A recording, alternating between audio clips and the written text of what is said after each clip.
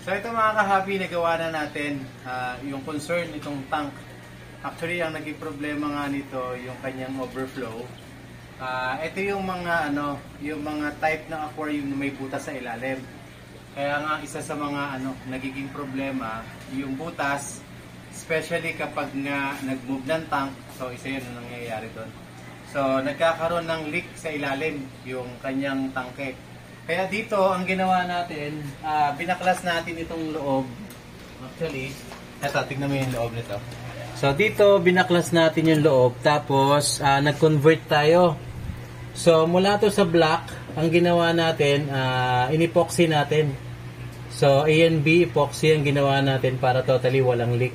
Tapos naglagay na tayo ng onion patente dito papunta sa sa out nung kanyang sa kanyang sump, under sump. Plus ito namang kabila may onion patente rin para dun sa inlet. So ito magkasama kasi. So yung type na to sa overflow niya magkasama yung kanyang inlet saka yung out. Yan. Then yung loob, isa to sa mga napakagandang tank na nakita ko. Isa sa mga napakagandang tank na ni-repair natin kasi tignan nyo, parang sasakyan, Camry.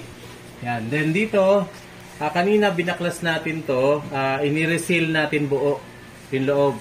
Tapos yun, katulad no, naglagay ulit tayo ng onion patente para sa kanyang shower bar. Actually, pwede siyang maglagay ng rain bar dito eh. Ayan, so ganyan ang ginawa natin.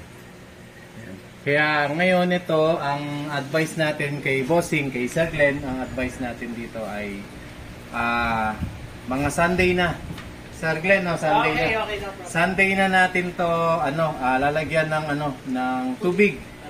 Oo, para ma-cycle. Actually, alam kong excited na si Sir Glenn dito ulit. Pero wala tayong magagawa.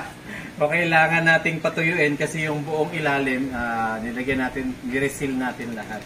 So, isa sa mga napakagandang tangke na nakita ko ito.